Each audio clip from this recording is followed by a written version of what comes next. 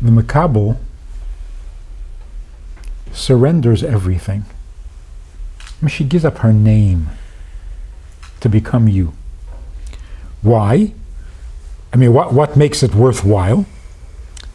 She's Makabel the Hashpa'ah. She's getting what she needs. What motivates the Mashpia to be a Mashpia? What's he getting out of it? Of course, he gets some satisfaction. He did a good job. You're a good teacher. Everybody tells you you're wonderful. You're Talmidim. But what motivates you in the first place to be a Mashpia?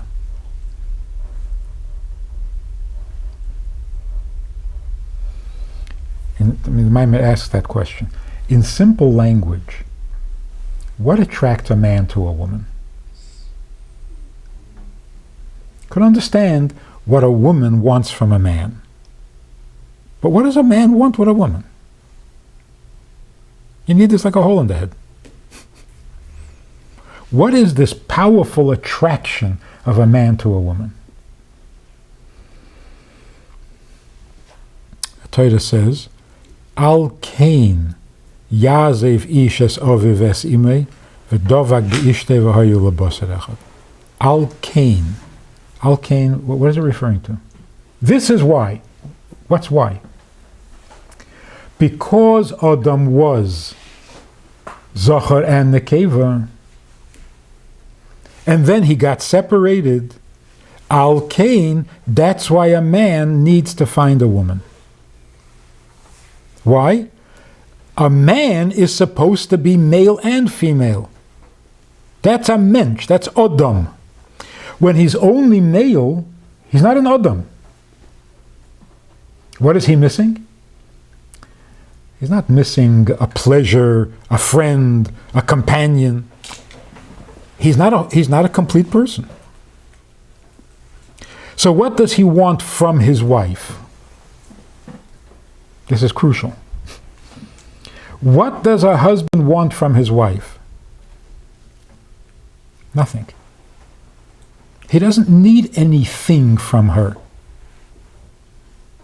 He doesn't need her to cook or to do his laundry. The reason a man needs a woman is so that he can be a man.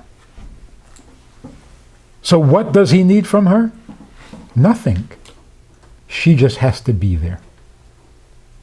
She has to be part of him. That's all.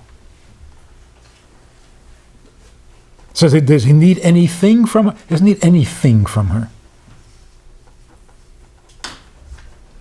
But without her, he's not a mensch. So what is the man looking for when he marries or when he looks at women? He's looking for shleimus. To be complete. What does it take to be complete?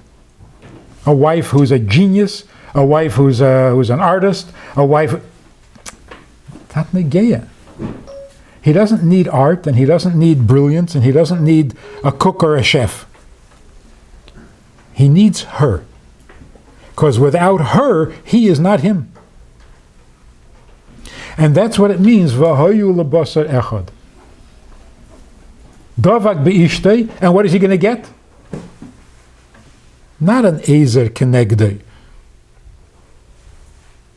Dovak be'ishtei, the result is V'hayu l'boser echad, he's back to normal.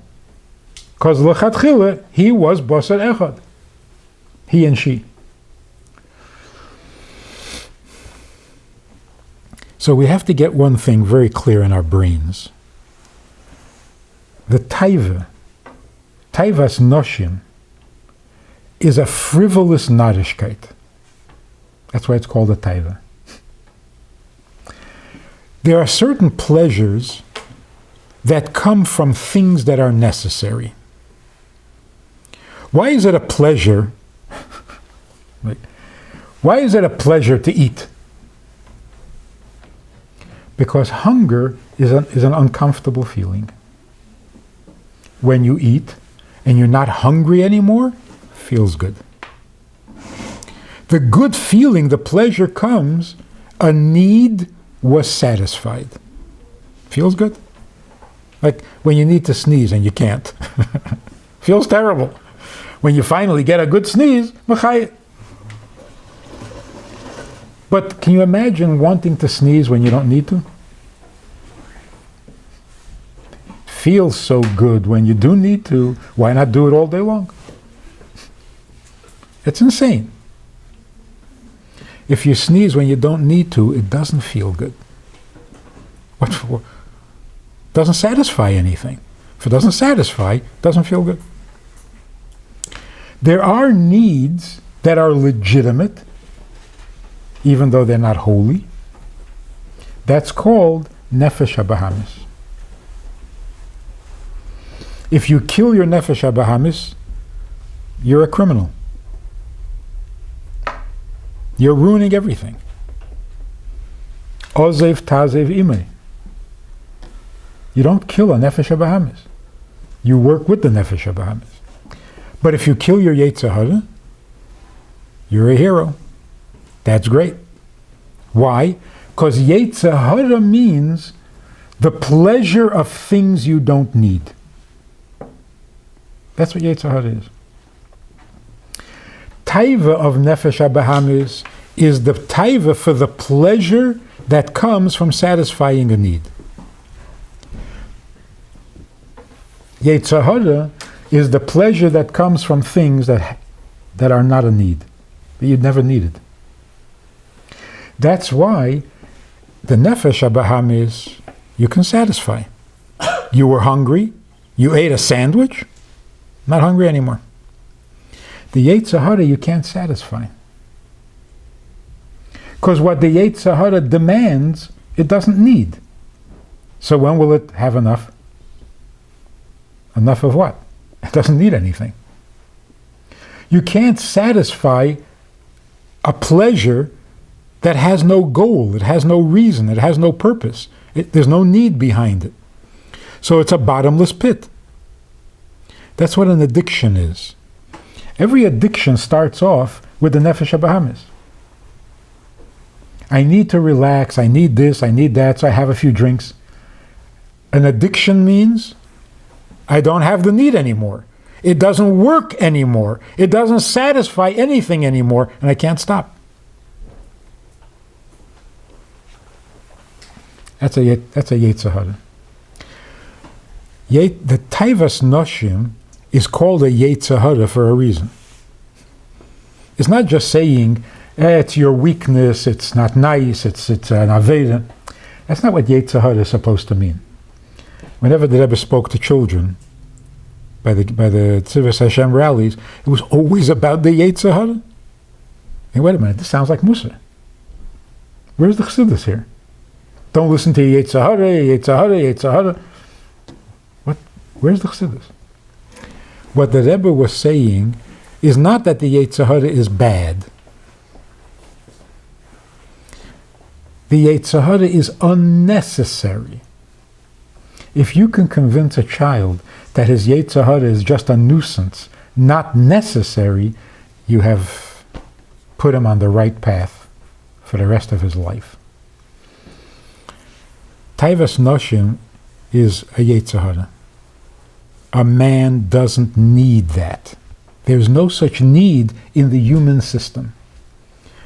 Of course, the media, the secular world, the Goyish world, it's the biggest need, it's the strongest need, it's not a need to begin with. It's like you have absolutely no need for chocolate. So when will you have enough chocolate? Never.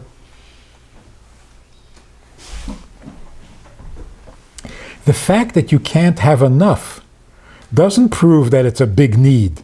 It proves that it's not a need. It's a bottomless pit. Goes nowhere. And therefore, you can never have enough. A man does not want a woman for his taiva. Unfortunately, in our generation, we found out that if a man has a taiva, he doesn't necessarily need a woman. Enough said? In other words, for this taiva, It don't have to be a woman, you don't have to be a man, you don't have to be a human, you don't have to be a kachke. It's a taiva without any restrictions. It doesn't define male, female. That's not what attracts a male to a female. Because stam for a taiva, it can be a man, it can be a woman, doesn't matter. Look what's happening. So what does attract a man to a woman? For real. The need for shleimus. To become complete. Not to get up sataiva satisfaction. It's pashut not true. That's why if a man treats his wife like a taiva, she won't feel like a wife, he won't feel like a husband, the house won't feel like a family. It's not. It's chocolate. So if we focus, get it clear in your mind. What are you and what is your need? Because if you don't focus, the Sahara will take over and this relationship will become potato chips. This makes sense or not?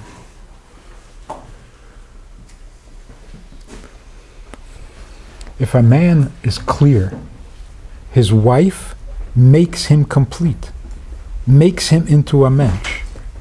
You can imagine he will treat his wife very differently than if he thinks of her as his Yetzer Hara,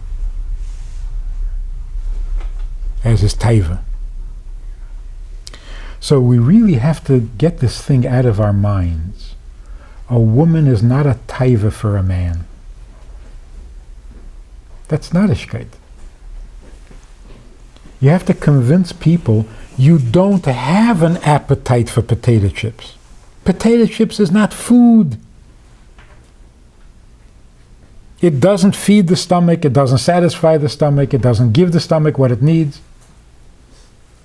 Just spoke to Rabbi Shane. You know, he has this thing with helping children who can't learn. So he had a whole method of how to teach them how to read. Suddenly he realized these kids can't read because they're starving. They're starving. They don't eat food. So their brain, their mind, they push it, they're not healthy. So they can't concentrate, they can't absorb, they can't sit still because they're starving. They're malnourished. So he developed some powder or something with essential vitamins that the kids are not getting. If you eat potato chips, you're not satisfying your hunger because potato chips is not food. Potato chips is not what your stomach wants, it's what your mouth wants. And your mouth is not hungry. So if you give your mouth what it enjoys, it will never have enough. You can't, my mouth is full, I can't eat anymore. Think in the days of the Romans, they're such balet taiva that when their stomach was full, it became a problem. What do you mean, I can't eat anymore? This is a problem. So they developed a whole system of how to empty the stomach so that they can eat more. Where did this appetite or demand for more come from if the stomach is already full? So they basically stopped eating. They didn't eat anymore. They entertained their mouth. And what mouth enjoys is usually not real food. No wonder they're extinct.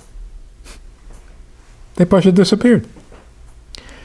The way you eat is the way you behave in intimacy as well. There's a real need, and that is to become one. Then there's the junk food, which is the taivas noshim.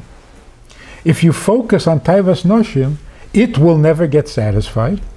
The real need to become one and to become complete won't happen. So what's the result? You can't get enough potato chips, and you can't get enough taiva. And you're sick. So what the Torah is telling us, with all the laws of tznius, with all the laws of mikveh, with all the laws of the harchakis, it's all saying, can you take care of what you really need and stop with the narishkeit?